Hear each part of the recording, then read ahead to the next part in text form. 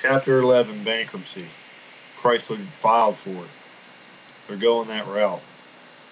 It's in the news, you know. They're not the only ones. We've witnessed others over the course of the last, 6, 9, 12, 18 months. But, you know, the real question is, have you filed for bankruptcy? Now, I'm not talking about if you had some issues with your home. You know, maybe you've lost a job. You know, these are tough times. Maybe you had a business and it didn't pan out for you.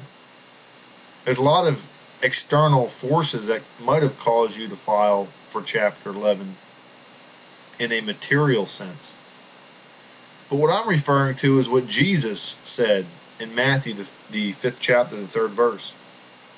He said, "Blessed are the poor in spirit, for theirs is the kingdom of heaven." Now, I know that translation really doesn't do much justice to the word poor that's used there. And when we look in a few Greek dictionaries, we get a fuller meaning. And I'd like to read that, just a couple of them. For it means to crouch, cower like a beggar, poor and helpless. Someone in abject poverty, utter helplessness, complete destitution. Jesus said, "Blessed are those who are destitute," or can we use the word bankrupt?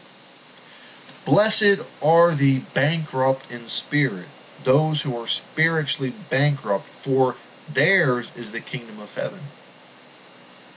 Have you declared bankruptcy spiritually with Jesus? You know, He's the only way to the Father. Jesus is the forgotten promise. The promise that was given back to man in the Garden of Eden. The promise given to Adam and Eve that through the woman shall come the seed which shall crush the head of the serpent, and the serpent shall bruise his heel, shall crush his heel. Jesus was crushed on a cross for our sins, that we might become spiritually rich again. That is, enter back into eternal fellowship with the Father. Now, I know we don't naturally think like this.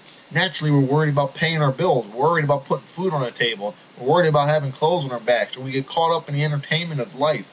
Worried about going to the next show, going to the next amusement park, watching the next movie. But Jesus said, "Blessed are those who declare their spiritual bankruptcy, for theirs is the kingdom of heaven." You know, the Father made a way for us to have eternal joy. While we look at our temporal happiness, our Father considered our eternal joy. And all we have to do is come to Jesus and declare that we're spiritually bankrupt. As we confess our sins, we look to Christ, we believe upon Him, and we shall be saved. Don't wait, do it now.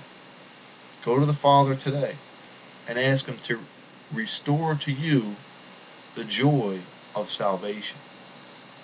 The joy that we once had when we fellowshiped with Him eternally back in the garden.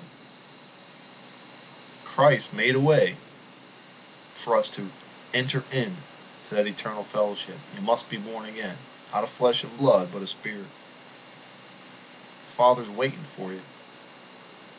Go to Him today and declare your spiritual bankruptcy. God bless.